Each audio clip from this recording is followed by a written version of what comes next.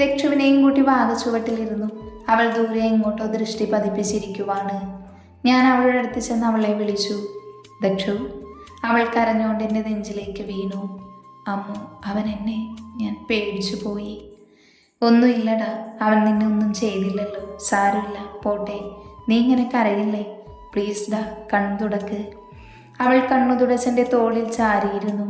അപ്പോഴാണ് അവിടേക്ക് ഏട്ടന്മാരും മാധുവും ടീമും വന്നത്. എന്താടാ ഇവളെന്താ ഇങ്ങനെ ഷോക്കടിച്ചിരിക്കുന്നേ? അവളുടെ ശബ്ദം കേൾക്കേണ്ട താമസം ദക്ഷ ഓടിച്ചെന്ന് അവളെ കെട്ടിപ്പിടിച്ച് കരഞ്ഞു. എല്ലാവരും അവളുടെ ചുറ്റും കൂടി നിന്നു. എന്തിനാ നീ കരയുന്നേ? എന്താടാ ഉണ്ടായേ? എന്താ പറ്റിയേ? അവളൊന്നും മിണ്ടാതെ നിൽക്കുന്നത് കണ്ടവരെല്ലാവരും എന്നെ നോക്കി. ഞാൻ എല്ലാവരെയും നോക്കി നടന്നതെല്ലാം പറഞ്ഞു. എല്ലാവരുടെ മുഖവും വലിഞ്ഞു മുറുകിയിരുന്നു. ദീപുവേട്ടൻ ദക്ഷയുടെ കൈ പിടിച്ചുകൊണ്ട് നടന്നു. പിന്നാലെ ഞങ്ങളും. ചെന്നു നിന്നത് സിദ്ധുവിൻ്റെ തട്ടകമായ കെട്ടിടത്തിൻ്റെ മുന്നിലാണ്. ഞങ്ങൾ ഉള്ളിലേക്ക് കയറി. അവിടെയുള്ള ഒരു റൂമിൽ നിന്ന് അവരുടെ ശബ്ദം കേൾക്കാം. ദീപുവേട്ടൻ ദക്ഷയും കൊണ്ട് ആ റൂമിനകത്തേക്ക് കയറി. കൂടെ ഞങ്ങളും. ആദി. ഞങ്ങൾ അകത്ത് കയറിയപ്പോൾ കാണുന്നത് അവിടെയും ഇവിടെയായെല്ലാം പൊടിഞ്ഞു കിടക്കുന്ന മദ്യക്കുപ്പികളും സിഗരറ്റ് കുറ്റികളുമാണ്. അവർ 5 പേരും റൂമിന് നടുവിൽ ഇട്ടിരിക്കുന്ന മേശയുടെ ചുറ്റും ഇരിക്കുവാണ്. സിദ്ധു കണ്ണുകൾ അടച്ച് ചെയറിൽ ചാരിയിരിക്കുന്നു. മറ്റുള്ളവരെന്തോ കാര്യമായ ചർച്ചയിലും. സംസാരത്തിനിടയിൽ തിരിഞ്ഞപ്പോഴാണ് അർജുൻ ഞങ്ങളെ കണ്ടത്. പെട്ടെന്ന് ഞങ്ങളെ കണ്ടവനൊന്ന് പകച്ചു നിന്നു. പിന്നെ അതൊരു പുച്ഛച്ചിരിയായി മാറി. ആരിത്? കോളേജ് ഹീറോസ് ആണല്ലോ, എന്താ ഈ വഴിക്കൊക്കെ? അപ്പോഴാണ് അവരെല്ലാം ഞങ്ങളെ കാണുന്നത്. എടാ സിദ്ധുവേ, ഇതൊക്കെ ആരാന്ന് നോക്കിക്കേ. അപ്പോഴാണ് സിദ്ധു തലപൊക്കി നോക്കിയേ. അവൻ ഞങ്ങളെല്ലാവരെയും ഒന്ന് നോക്കി പുച്ഛിച്ചു. എന്നിട്ട് എന്നെ ഒന്ന് നോക്കി. പെട്ടെന്ന് അവൻ്റെ നോട്ടം മറ്റാരിലോ സ്ഥാനം പിടിച്ചു. അവൻ തേടിയെന്തോ കിട്ടിയതുപോലെ അവൻ്റെ കണ്ണുകൾ തിളങ്ങി. അവൻ നോക്കുന്ന ഭാഗത്തേക്ക് നോക്കിയ ഞാൻ കാണുന്നത് അവിടെയുള്ള ജനലിലൂടെ പുറത്തേക്ക് നോക്കി നിൽക്കുന്ന ആര്യയാണ്. ഞാൻ വീണ്ടും സിദ്ധുവിനെ നോക്കി. അവൻ്റെ കണ്ണുകൾ അവളുടെ ശരീരത്തെ ഒഴുകുകയാണ് എന്നറിഞ്ഞപ്പോൾ എനിക്ക് എന്നെ തന്നെ നിയന്ത്രിക്കാനായില്ല. ഡോ. അതൊരർച്ചയായിരുന്നു. നോക്കുമ്പോൾ ദീപുവാണ്. അവന് നേരെ പാഞ്ഞെടുത്തു. അവരെല്ലാം ഇരുന്നിടത്തുനിന്നും എഴുന്നേറ്റു. ദീപു അവൻ്റെ കരണം നോക്കി ഒന്ന് പൊട്ടിച്ചു. നീ എൻ്റെ പെണ്ണിനെ തൊടും അല്ലട പന്ന മോനെ എന്നും ചോദിച്ച് അവൻ വീണ്ടും അവനെ അടിക്കാൻ ആരംഭിച്ചു. അവനെ തിരിച്ചടിക്കാൻ ഒരവസരം പോലും കൊടുക്കാതെ അവനെ തുടരെ തള്ളിക്കൊണ്ടിരുന്നു. സിദ്ധുവും അർജുനും ജീവയും കിരണുമെല്ലാം ദീപുവിന് നേരെ വന്നതും ഞങ്ങൾ ആൺപടെല്ലാവരും അവരെ നേരിട്ടു. ഞാൻ സിദ്ധുവിനെയും വിച്ചു, അർജുവിനെയും സഞ്ജു, ജീവയെയും യദു, കിരണിനെയും നേരിട്ടു. കുടിച്ചത് കൊണ്ടാണെന്ന് തോന്നുന്നു അവർക്ക് ഞങ്ങളെ തിരിച്ചു തള്ളാൻ കഴിഞ്ഞില്ല. അവയും നവിയും ദീപുവിനെ പിടിച്ചു മാറ്റി. ഞങ്ങളും അടി നിർത്തി അവരെ ഒന്ന് നോക്കി. ഇനി നിന്റെയൊക്കെ ചെറുവിരൽ ഇവരുടെ നേരെ അനക്കിയാൽ പിന്നെ പറച്ചിലുണ്ടാവില്ല, കേട്ടല്ലോ? നവി എല്ലാവരുടെയും നേരെ വിരലോങ്ങിക്കൊണ്ട് പറഞ്ഞു. ഞങ്ങൾ അവരെ ഒന്ന് നോക്കി അവിടെ നിന്ന് പുറത്തേക്കിറങ്ങി. അമ്മു. അവരിൽ നിന്ന് പുറത്ത് വരുമ്പോൾ എൻ്റെ മനസ്സിൽ ദീപുവേട്ടൻ പറഞ്ഞ എൻ്റെ പെണ്ണ് എന്ന സംബോധനയാണ്. ഞങ്ങൾ ക്യാൻറ്റീനിലേക്കാണ് പോകുന്നത്. എടി അഞ്ജു, എനിക്ക് വാഷ്റൂം വരെ ഒന്ന് പോകണം, നീ ഒന്നെൻ്റെ കൂടെ വരാവോ? ഞാൻ അവളോട് ചോദിച്ചു.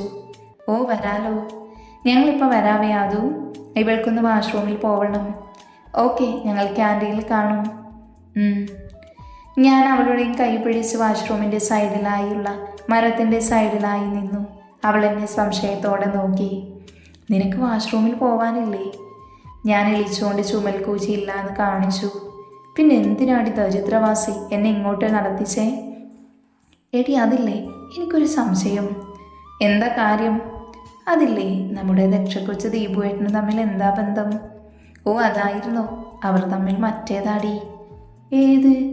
ഇനി മറ്റേതില്ലേ, ആ ഇഷ്ക്, കാതൽ, ലവ്, പ്രേമം, പ്രണയം. ഓ അതായിരുന്നു, ഞാൻ തെറ്റിദ്ധരിച്ചു കേട്ടോ. അതൊന്നുമില്ല. അല്ല, നീ അവരുടെ ലവ് സ്റ്റോറി പറ. അതത്ര വലിയ കഥയൊന്നുമല്ല. ചേട്ടൻ അവളെ ആദ്യം കണ്ടപ്പോൾ തന്നെ വീണു. അവൾക്കും ചെറുതായിരുന്ന സ്പാർക്കായിരുന്നു. പിന്നെ ചേട്ടൻ അവളോട് ഇഷ്ടം തുറന്നു പറഞ്ഞു. അവൾ ആദ്യം എതിർത്തെങ്കിലും അവളെ ഒരാൾ ചതിച്ചു.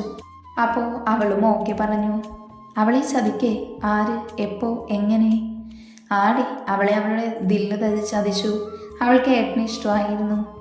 ഇത് എത്ര വർഷമായി? ഓ 1.5 വർഷമായി. ഓലങ്ങനെ. അല്ല, ഇനി വേറെ ആർക്കെങ്കിലും? അത് അവളുടെ പരുങ്ങൽ കണ്ട് എനിക്ക് സംതിങ് മിനി.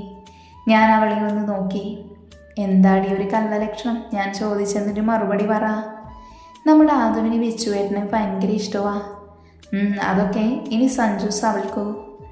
അവൾക്ക് ആരുമില്ലടി. അവൾക്ക് ആരോടും ഇതുവരെ അങ്ങനെ ഒരു ഫീല് തോന്നിയിട്ടില്ലെന്ന് അവൾ പറയുന്നേ. ഓക്കെ, ഇനി നിനക്കോ? ഞാൻ അവളെ സൂക്ഷിച്ചു നോക്കിക്കൊണ്ട് ചോദിച്ചു. അതാ അവൾ അവിടെ നിന്നും പിന്നെയും പരുങ്ങുന്നു.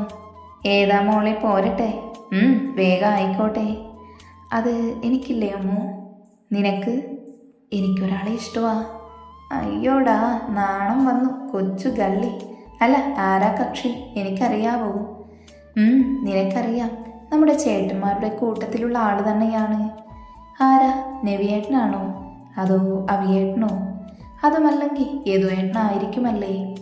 അല്ല, പിന്നെ ആരാ? അപ്പോഴാണ് എൻ്റെ മനസ്സിലേക്ക് ആദിയേട്ടൻ്റെ മുഖം തെളിഞ്ഞു വന്നത്. ഈശ്വര, ഇനി അത് ആദിയേട്ടൻ? എന്തോ എൻ്റെ മനസ്സിലൊരു പാറക്കല്ല് എടുത്തു വെച്ച പോലെ. എന്തിന് ഞാൻ ദുഃഖിക്കുന്നു അറിയില്ല. എൻ്റെ ചിന്തകൾക്ക് വിരാമം ഇട്ടുകൊണ്ട് അഞ്ജു എന്നെ വിളിച്ചു. എടി, ആളെ കിട്ടിയോ? ഇല്ല. ഞാൻ വേദന മനസ്സിൽ ഒളിപ്പിച്ചുകൊണ്ട് ഒരു ചിരിയാലെ പറഞ്ഞു. അത് വേറെ ആരുമല്ലടി, ആദിയേട്ടൻ. അവൾ അത് പറഞ്ഞപ്പോൾ കേൾക്കാൻ പാടില്ലാത്തതെന്തോ കേട്ട പോലെ ഒരു നിമിഷം ഞാൻ തടഞ്ഞു നിന്നു. എൻ്റെ കണ്ണുകൾ എന്തെന്നില്ലാതെ നിറഞ്ഞു വന്നു. പെട്ടെന്ന് ഞാൻ അവളിൽ നിന്നും നോട്ടം മാറ്റി ചെരിഞ്ഞു നിന്ന് കണ്ണു തുടച്ചു. അതെ. അവൾ എൻ്റെ അടുത്ത് വന്ന് തോണ്ടി വിളിച്ചു. ഞാൻ മുഖത്തൊരു ചിരി ഫിറ്റ് ചെയ്ത് അവളെ ഒന്ന് നോക്കി. ആദിയേട്ടനല്ല എന്ന് പറയുകയായിരുന്നു. പിന്നെ? ഞാൻ ഞെട്ടി അതിലേറെ ആശ്വാസത്തോടെ അവളോട് ചോദിച്ചു. സച്ചുവേട്ടൻ. ആര്? ആ പ്രേമവിരോധിയോ? എനിക്ക് നാണം വന്നു. അല്ല, ഇതൊക്കെ എപ്പോ? അത് ആദ്യം കണ്ടപ്പോൾ എനിക്ക് ചെറുതായൊന്ന് സ്പാർക്കായിരുന്നു. പിന്നെ ഓരോ തവണ കാണുമ്പോഴും ഞാൻ അങ്ങേരെ ശ്രദ്ധിക്കാൻ തുടങ്ങി. സത്യം പറഞ്ഞ എനിക്ക് ആദ്യമൊക്കെ അങ്ങേരെ ഒരു കൗതുകമായിരുന്നു. ആരോടും അധികം സംസാരിക്കാത്ത പ്രകൃതം, എപ്പോഴും ചുണ്ടിലുണ്ടാവുന്ന പുഞ്ചിരി, ആ കണ്ണുകളിലെ തിളക്കം, അവയെല്ലാം ഞാൻ പ്രണയിച്ചു, ഇഷ്ടപ്പെട്ടു. എന്തോ എപ്പോഴോ എന്നിലേക്ക് വേരൂന്നി എൻ്റെ പ്രണയം. അതാണ് സാരംഗ് എന്ന സച്ചു. നിനക്ക് അത്രയ്ക്ക് ഇഷ്ടമാണോ? എന്നവാ, നമുക്ക് പോവാം.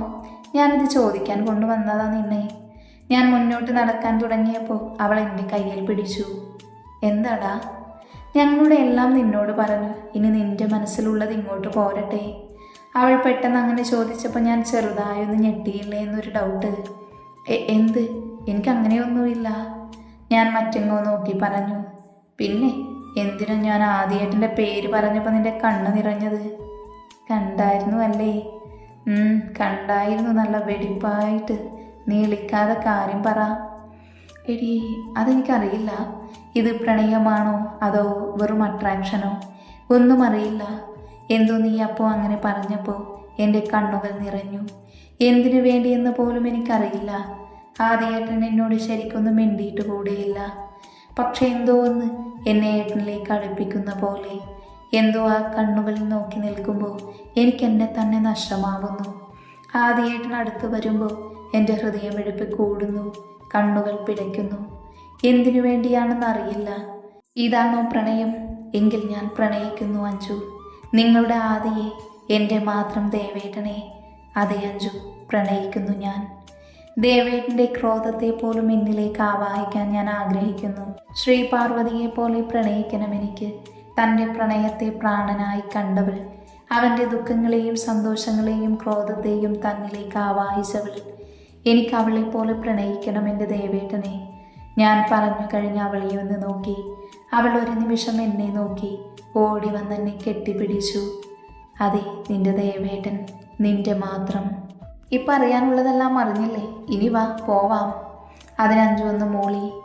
ഇല്ല അമ്മു, നിനക്കൊന്നും അറിയില്ല. നിന്നോട് ഞാനായൊന്നും പറയില്ല. ഒരിക്കൽ ഞങ്ങൾ എല്ലാവരും ചേർന്ന് നിന്നോട് പറയും. ആദിയുടെയും അവനെ പ്രാണനായി കണ്ട അവൻ്റെ പ്രിയയുടെയും കഥ. എനിക്ക് വിശ്വാസമുണ്ട് നിന്നിൽ. നിനക്ക് ആദിയേട്ടൻ്റെ മുറിഞ്ഞ ഹൃദയത്തിന് മരുന്നാവാൻ സാധിക്കും. അല്ല, നിനക്കേ അതിന് സാധിക്കൂ എന്ന് എൻ്റെ മനസ്സെന്നോട് മന്ത്രിക്കുന്നു. അഞ്ജു മനസ്സിലായി ഓർത്തു. ഞങ്ങൾ പോകുന്ന വഴിയാണ് ബെല്ലടിച്ചത്. അപ്പോൾ ഞങ്ങൾ ക്ലാസ്സിലേക്ക് നടന്നു. ക്ലാസ്സിൽ ചെന്ന് നോക്കുമ്പോൾ എല്ലാവരും അവരവരുടെ പണിയിലാണ്. നമ്മുടെ ടീമാണെങ്കിൽ കത്തിയടിയാണ്. ഞങ്ങൾ അവരുടെ അടുത്ത് ചെന്ന് അവരുടെ കൂടെ കൂടി. അങ്ങനെ നേരം വൈകുന്നേരമായി. എല്ലാവരും ബായ് പറഞ്ഞ് അവരവരുടെ വീടുകളിലേക്ക് പോയി. വീട്ടിലെത്തി ഞാൻ വേഗം ഫ്രഷായി അവരോടെല്ലാം ചിരിച്ചും കളിച്ചും നേരം പോയി. ഇരുട്ടായപ്പോൾ ഞങ്ങൾ ഫുഡും കഴിച്ച് ഉറങ്ങാനായി പിരിഞ്ഞു. റൂമിലെത്തി ഞാൻ നേരെ ബാൽക്കണിയിലേക്ക് നടന്നു. അവിടെ സോഫയിലിരുന്ന് ആകാശത്തേക്ക് നോക്കി. അതാ 2 നക്ഷത്രങ്ങൾ എന്നെ നോക്കി കണ്ണിമ ചിമ്മുന്നു. ഞാൻ അവയെ നോക്കി പുഞ്ചിരിച്ചു.